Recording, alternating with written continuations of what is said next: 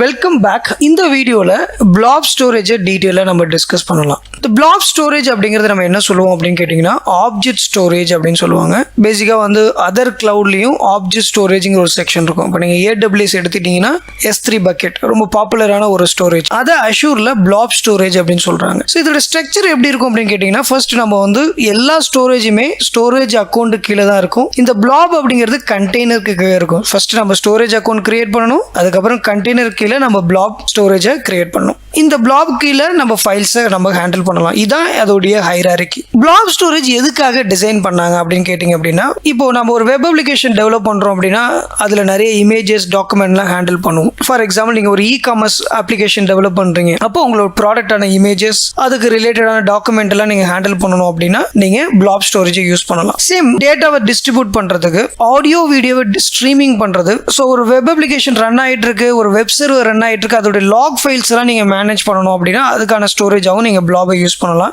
On ப்ரிமிசஸ்லேருந்து உங்களுடைய டேட்டாவை நீங்கள் வந்து பேக்கப் எடுக்கிறதுக்கும் யூஸ் பண்ணிக்கலாம். இந்த மாதிரி மல்டி பர்பஸ்க்கு நம்ம பிளாப் ஸ்டோரேஜை யூஸ் பண்ணலாம். அஷூர் பிளாப் ஸ்டோரேஜை பொறுத்த வரைக்கும் பார்த்துட்டிங்கன்னா அதோட டைப்ஸ் வந்து ரொம்ப ரொம்ப இம்பார்ட்டன்ட். ஒவ்வொரு டைப்பு வந்து ஒரு பர்பஸ்க்காக நம்ம யூஸ் பண்ணுறோம். ஃபர்ஸ்ட் டைப் என்ன அப்படின்னு கேட்டிங்கன்னா பிளாக் பிளாப்ஸ். இந்த பிளாக் பிளாப்ஸோடைய பர்பஸ் என்ன அப்படின்னா நம்ம டெக்ஸ்ட் ஃபைலு, பைனரி ஃபைல்ஸ், அதாவது வீடியோஸ், இந்த பேக்கப் ஃபைல்ஸ் எல்லாத்தையும் ஹேண்டில் பண்ணலாம். அடுத்தது அப் அண்ட் பிளாப்ஸ். இது பேசிக்காக பார்த்துட்டிங்க அப்படின்னா இந்த லாக் ஃபைல்ஸை மேனேஜ் பண்ணுறதுக்கு ரொம்ப ரொம்ப சூட்டபிளான ஒரு டைப். அடுத்தது பேஜ் பிளாப்ஸ். கிட்டத்தட்ட வந்து ஒரு டிஸ்க் ஸ்பேஸ் மாதிரி கிட்டத்தட்ட வந்து 8 TB வரைக்கும் நம்ம என்ன பண்ணலாம் அப்படின்னா சாலிடாக டேட்டாவை ஹேண்டில் பண்ணலாம். அடுத்தது ரீசெண்டாக பிளாப் ஸ்டோரேஜில் வந்திருக்கக்கூடிய ஒரு கேட்டகரி என்ன அப்படின்னு கேட்டிங்க அப்படின்னா Azure data lakh storage generation 2. இதெல்லாம் இந்த மாதிரியான ஸ்டோரேஜ்லாம் ஃபியூச்சரில் வந்துகிட்டே இருக்கும். அது பர்பஸை பொறுத்து இருக்கு. இங்கே என்ன பர்பஸ் அப்படின்னு கேட்டிங்க அப்படின்னா இன்னைக்கு வந்து அனலிட்டிக்ஸ் ரிலேட்டடான டேட்டா செட்டை ஹேண்டில் பண்ணுற மாதிரியான சுச்சுவேஷன் இருக்கு. நிறைய டேட்டா செட்ஸ் இருக்கும், அதோடைய மெமரியும் கூட. அதை ஸ்பெஷலாக நம்ம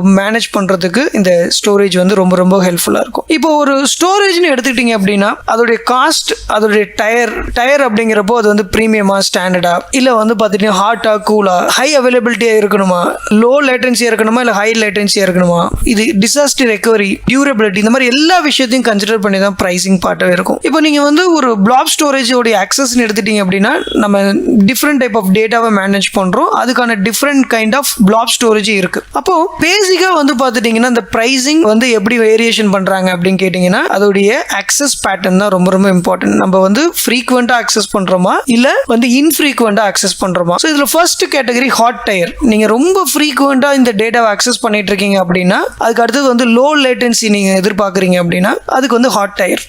அடுத்தது கூல் டயர் அப்படிங்கிறது உங்களுடைய டேட்டா மினிமம் 30 days அதில் இருக்கணும். அதை வந்து பார்த்துட்டிங்க அப்படின்னா ஸ்டோரேஜ் வந்து சீப்பாக இருக்கும், பட் வந்து அக்சஸ் பண்ணுற காஸ்ட்டு கொஞ்சம் அதிகமாக இருக்கும் ஹாட் டயரை விட. அடுத்தது கூல் டயரில் இப்போ ரீசெண்டாக வந்திருக்கிறது என்ன அப்படின்னு கேட்டிங்கன்னா 90 days வரைக்கும் ஸ்டோர் பண்ணி வச்சிருக்க டேட்டாவை நம்ம வந்து யூஸ் பண்ணிக்கலாம். இது வந்து 30 days and 90 days இந்த பேட்டர்னில் 2 கோல்டு டயர் பிளாட்ஃபார்ம். இது இன்ஃப்ரீக்வென்ட்லி, இது வந்து பார்த்தீங்கன்னா ரேர்லி அக்சஸ்டுக்காக எடுத்துக்கிறாங்க இந்த கோல்டு டயர். அடுத்தது ஆர்கைவ் எடுத்துக்கிட்டிங்க அப்படின்னா ஒரு பேக்கப் பர்பஸ் மினிமம் அந்த டேட்டா 180 days ஸ்டோராக இருந்து அப்படின்னா அந்த கேட்டகரிக்குள்ளே நம்ம வந்து மேனேஜ் பண்ணணும். So lowest storage, access cost high, latency வந்து ரொம்ப கம்மி, அதாவது ஹவர்ஸில் தான் லேட்டன்சி கால்குலேட், ஏன்னா இது பேக்கப்காக நம்ம யூஸ் பண்ணுறது. இப்போ நீங்கள் இந்த டயக்ராம் பார்க்கும்போது ஓரளவுக்கு வந்து ஹாட், கூல், ஆர்கைவ்கான ஒரு ஐடியா கிடைக்கும். ஹாட் எப்போதுமே expensive, read and right operation cheaper, but low latency, ஃப்ரீக்வெண்ட்டாக அக்சஸ் பண்ணுற டேட்டாவாக இருந்துச்சு அப்படின்னா நீங்கள் ஹாட் டயருக்கு போகலாம்.